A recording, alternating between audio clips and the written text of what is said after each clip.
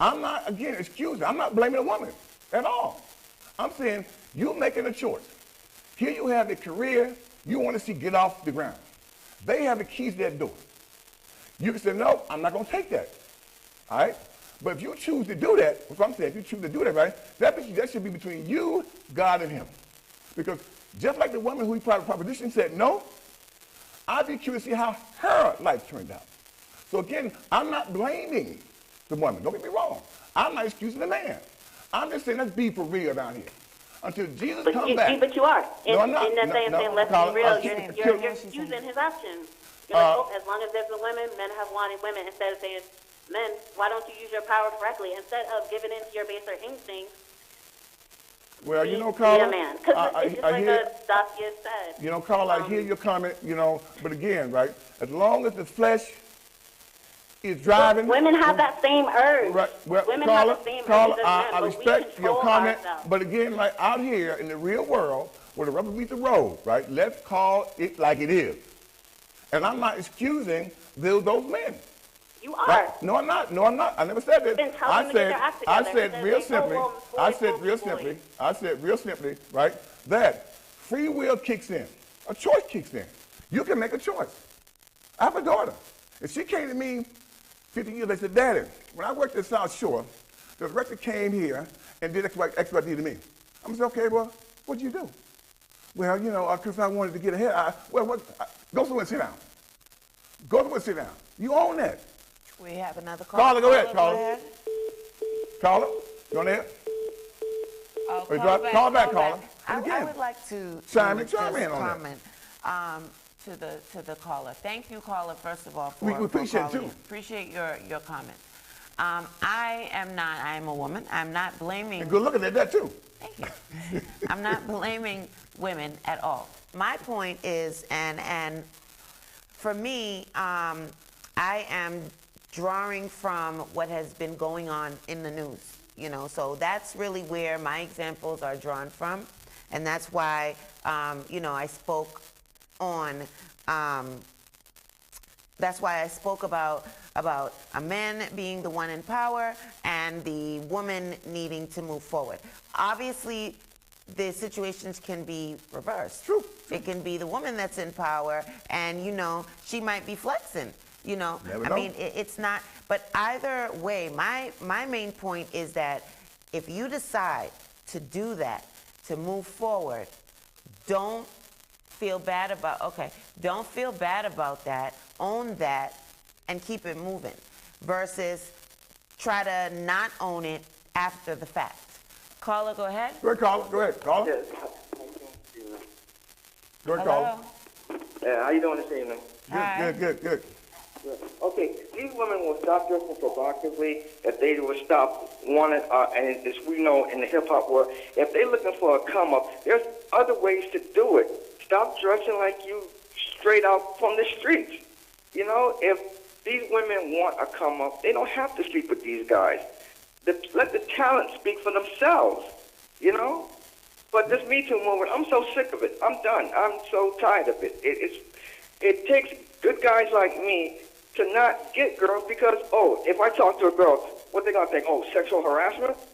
This has gone too far. I'm not blaming certain women, but the ones who are jumping on this bandwagon has no need to be jumping on the bandwagon. I'm just tired of it. I'm just so sick of it. Women need to respect themselves and stop dressing hoochified and learn to love themselves. It starts with the mothers. If the mothers, excuse my language, if the mother is dressing slutty, then the daughter's gonna dress slutty. That's how I feel. You know, I have a lot of female friends that I know that I was like, y'all got daughters, dress appropriately. You know, have some dignity. But you can't tell a grown woman. So, good night. Thank you, caller. Again, we appreciate all opinions. Everything's welcome here. You know, again, this is an hour to talk about serious issues here. You know, we have to agree, but again, you know, this is language. We're talking about sexual assault. Language matters. I'm joining the house with my friend Daisy Chillenforth. I'm host Larry Higginbottom, brought to you by the Savage Group. And I will read for you again, right, the definition of what it is. Before we go to that. Go ahead. So, go ahead. I think that sounded like the caller from Last week? Yep. Go ahead. So I don't know if you joined us from the very beginning, Sexual but misconduct? yes, You wanna read it? I got it. You go ahead. But that was a caller that talked about sexual misconduct, so I want to go over that. Definition: sexual misconduct is an umbrella term for any misconduct of a sexual nature that is of lesser offense than felony sexual assault, such as rape and molestation, particularly where the situation is normally non-sexual and therefore unusual for sexual behavior, or where there is some aspect of personal power or authority that makes sexual behavior inappropriate. A common theme and the reason for the term misconduct is that these violations occur during work or in a situation of a power imbalance. It is a legal concept to frame offenses which are non-criminal but nevertheless violating of another person's boundary in the area of sexuality and intimate personal relationships. And what we're trying to say, audience, is that you need to know the language. In this world, language matters. And you want to be sitting before the judge hearing all these terms, groping, coercion. You have no idea what he's saying, and they carry so many years along with him. So we want to make sure that you're armed with the language, because at the end of the day now, right, as the late Richard Pryor said, justice, term justice is just us. You're just down there by yourself. And on this level down here, you ain't up here with folks with millions of dollars, okay? You're down here. And you know your mama got no money or connection. So I'm saying to you, somebody who loves our people, you don't want to walk out into this frenzy with people now, right? Everything now is sexual assault. And you might want to have you what I call a letter of consent, fellas. And it says, do I have consent to touch your arm, touch your breast, touch your buttocks, touch your thigh, touch whatever? You might want to have a letter of sexual consent. Because right now, let's be for real now. Let's be for real, right? Right now, you do not want to be caught up in this frenzy that's going on up here, what's called the atmosphere with successful, powerful white men and women. So again, the choice is yours. The second caller also said, he was expressing his frustration about this whole Me Too movement and everything like that. And I get that frustration, right? I think that also, and I just lost my point. Well, come on, it'll come back to you. Come back. No, oh God, I just had it. Go on, it'll come back. Yeah, so anyway, what we're saying, neighbor, right, is that you need to make sure that your sons are armed, your men are armed, right? Because what men did in the past, right, would constitute, right today, right, sexual assault, or sexual misconduct. That's why we read the definition where you'll be armed with the language.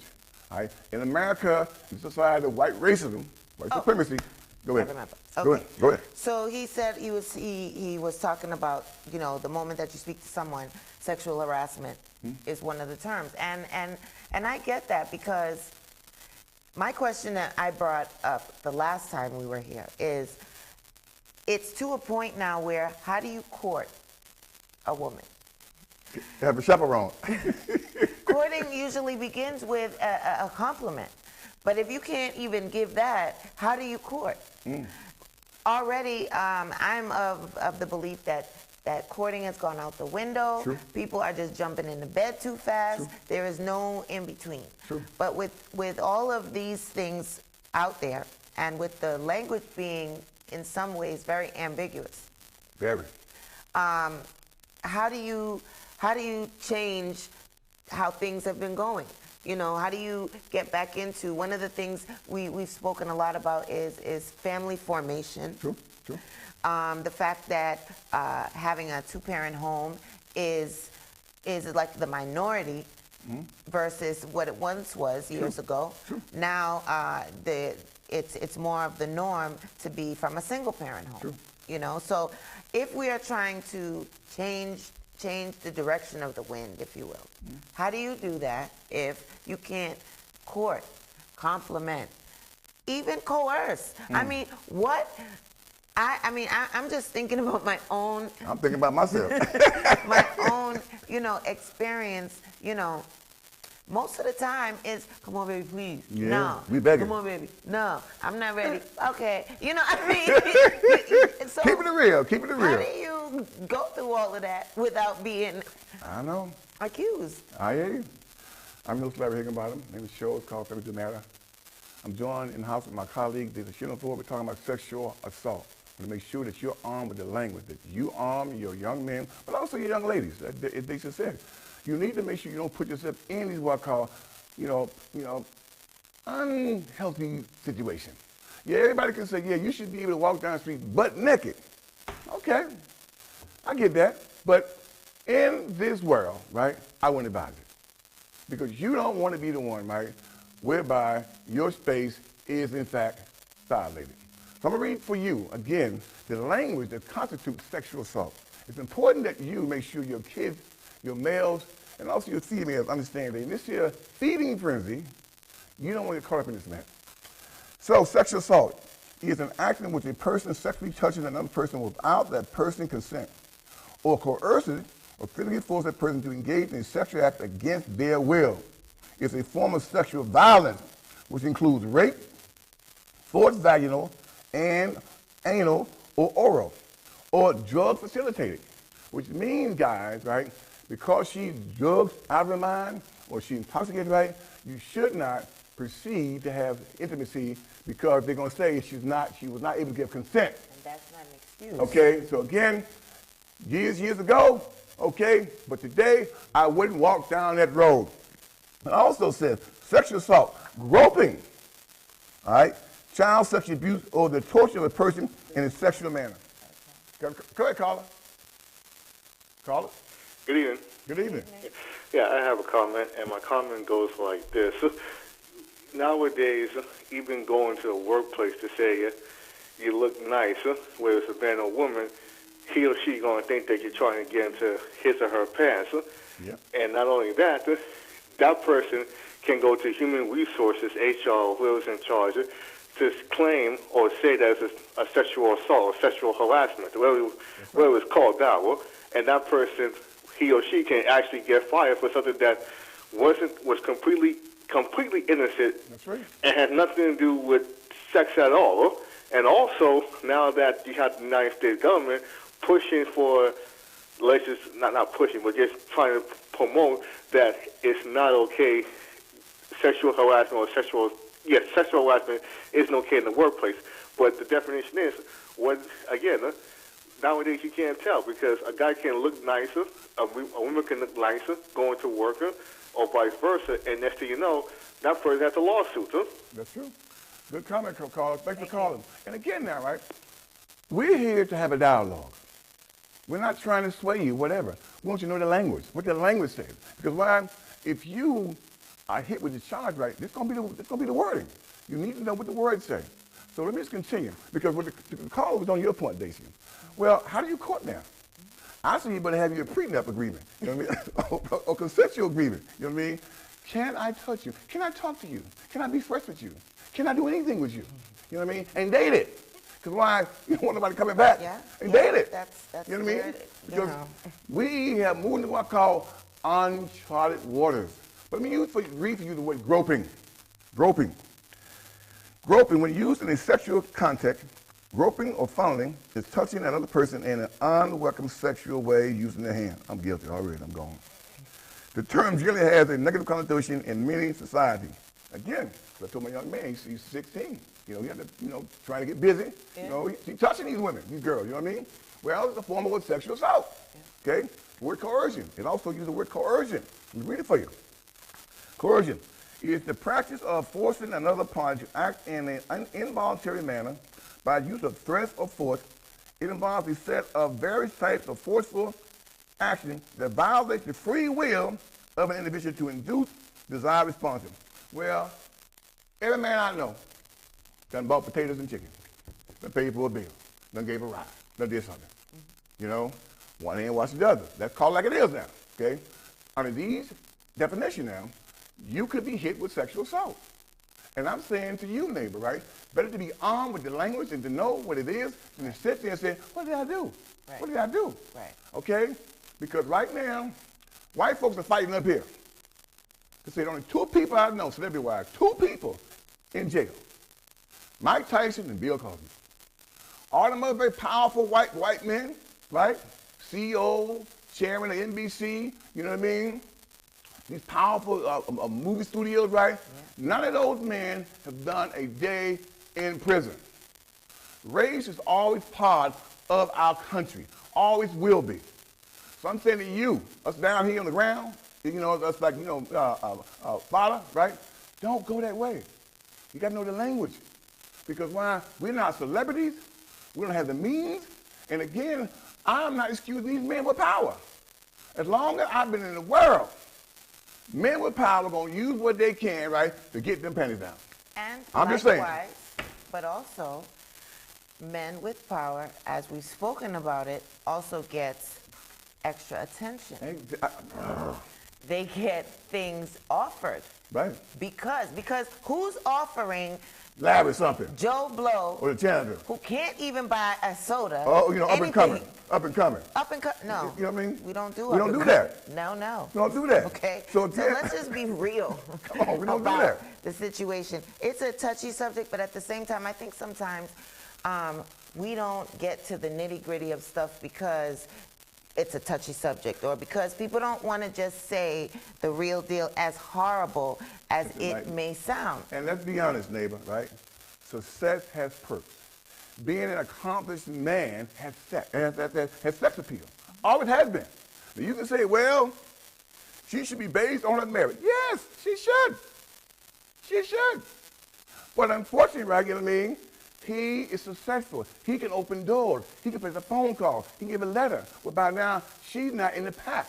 She's not been separated. That's why Larry called or Joe called. These are all successful white men. And the whole thing is, really, when it comes down to it, is to just, every situation, think about what you're doing and try to make thoughtful decisions. Because when you think about it, just as how our men have been known to use their power, yeah. Women, we use you got our power now. We do. You got power. And we know we do. I'm looking at you. You got power. And I use it. Yeah. If I need to sometimes. I mean, if we're being honest, I know for a fact that if I give a little extra lean, a little extra smile. What you talking about? I might get, a little extra money taken off, or for free, hey. What you talking about? You never know. And so it's like, but people don't want to say that stuff out loud. But that is the reality of it. So you have to be thoughtful. Now, if I say that I know that, then I also have to know that I might go into a situation and giving that extra lean is not going to serve me. It may actually bring more than what I'm really prepared. I was just trying to get 50 cents off, and now you're trying to do way more. Yeah. So we have to be able to assess that. And it's not every time that you're going to be able to. Sure. There's some situations that will just take you completely off guard. But my thing is, it's not every situation that takes you off guard. And so we need to be educated, we need to know the language, we need to be mindful of our own body language and our own choices in situations. And if you choose to wear a particular type of clothing, I would just say, where are you wearing it to? Is it appropriate where it is that you're wearing it? Is that mini skirt and that half shirt appropriate for that particular event, or is it not? And you also know that when you put that on, your armor, your outfit on, right? It's outfit. You know that it's going to bring more attention than the woman who has on the turtleneck and the long skirt. So we really need to, we women, I'm speaking to the women now, we need to be mindful of ourselves. Men, they need to do what they need to do, which is to not cross boundaries, not take liberties, not think that because they have power and control that they have a right to do anything, you know. But then it takes two to be in any situation. So men have to be mindful of themselves, but we women have to also be mindful of ourselves, and we have to be training our girl children to be aware of their surroundings, of their body language, of their verbal communication with others, all of that. I agree. I'm your host, Larry Higginbottom. You went to the Families That Matter, for everybody with Cyber Group. Join the house today with my colleague, Jason Shilliford. This is part 2 of a 2-part series called Sexual Assault. It's a lot in the news lately, and I'm saying to you, you need to know the language, because while you don't want your son, husband, brother, uncle get caught up in this mess that's out here now. So that's why we're reading for you what the language says, because language matters. It matters. And so again, call in, share your thoughts about it, because why? We're having a conversation now. Conversation. But at the end of the day, we must always, always, always not dismiss our common sense. You know what I mean? Not put ourselves in a situation right that could lead to an offense. Because down here where we live, we are not celebrities. We don't have the money or the connection. So you don't want your son, your uncle, your dad, anybody being caught in a situation, nor your daughters or your sisters or anybody. So I'm saying, you know, we need to know what the language says. We need to be clear. There's the idealistic world, the ideal world to live in compared to reality. And the reality is simply this here. Success has perks. Always has, always will be. And one of those perks is women. Women. Always has, always will be. But here's where free will kicks in, right? Do you want to participate? Do you want to make yourself vulnerable because you need X, Y, or Z? And if you do, right, well then, as Dacia said, and I also believe, right, you wear that. You keep it to yourself. I'm a father and a daughter. Do I want anybody to assault her? Absolutely not. But if she comes to me 15 years later and says, Daddy, guess what? When I worked at XYZ, this guy did XYZ. Wait a minute now. Wait a minute. You took the door. You took the advantage. Also now, you know, you got an issue. I would question her integrity or her character. So again, I'm not excusing these men. I'm not excusing us. No, I'm not. I'm saying let's not, as Deja said, forget this common sense out here. And you don't want to get caught in the middle of this nonsense that's going on out here now between the upper echelon of white men and women. Keep in mind, only 2 people I know celebrity is in jail. Mike Tyson and now Bill Cosby. And all the white guys, right, the powerful white men, you know, none of those persons is not one day in jail. And the guy in question, the movie mogul, the judge now just threw out all these sexual complaints against him. Whiteness still trumps in America. Whiteness has power. Let's be as like it is. It's one of that privilege, you know? So again, I'm just saying, as the love of our community, our people, you need to understand what the language says, whereby you don't find yourself in that predicament. Ms. Dacia? No, I want to just go back to the sexual misconduct. Oh, yeah. You want to read it? Yeah. Go ahead.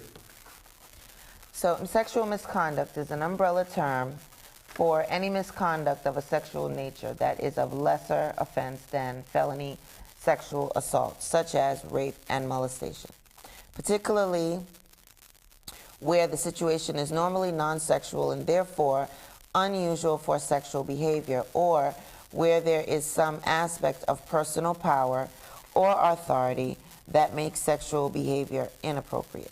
A common theme and the reason for the term misconduct is that these violations occur during work or in a situation of a power imbalance. It is a legal concept to frame offenses which are non-criminal, but nevertheless violating of another person's personal boundary in the area of sexuality and intimate personal relationships. I just want to say that even with this definition, I can see where white skin privilege would come in, because it just says, you know, it's a legal concept to frame offenses that are of the non-criminal nature. So that means that, let's say Weinstein, for example, he must have committed sexual misconduct. But What you Mike say? Tyson and Bill Cosby, they committed sexual assault. And that goes back to what the DA, he brings the charges. Yeah. And who is he? For the most part, a white male, white female. Yeah. And we always gonna get hit what I call the worst offense because of this color. We need to understand white supremacy racism is never going anywhere. It's always gonna be here. So don't put yourself in a position whereby they can stand and judge you. We're gonna talk about next week, November 1st, my next show, and November 15th. We're gonna talk about, right, the racial wealth gap. I want you to read a book. And it's called When Affirmative Action Was White. Now look, all right? When Affirmative Action Was White. And it's by, the guy's name is Ira Katznelson. We're going to have a dialogue for the next two shows, November 1st and the 15th, about the racial wealth gap. And I'm going to bring in some films and also some books, but read this book here called When Affirmative Action Was White, an untold history of racial inequality in 20th century America. When Donald Trump says rigged, he ain't lying about that. He just affirmed what black American and black with color and folk of color and the Rainbow Coalition all know. This sucker's rigged. So we're going to have the next two shows talking about the racial wealth gap. And I think you're going to be highly educated as to why we got no wealth. We're broke. Broke. As a group now. As a group. And before you leave, I want to read something to you that blew my mind. This is from The Road to Zero Wealth. It says here, right, that there's about 50 million black Americans. The Fortune 400, about 267 of those people have more wealth than all black Americans combined. Think about it. The Fortune 400, he said about 270 of those individuals, right, has more wealth than all black people combined. Well, we're going to talk about it. So until next Sunday, November 1st and 15th, we're going to talk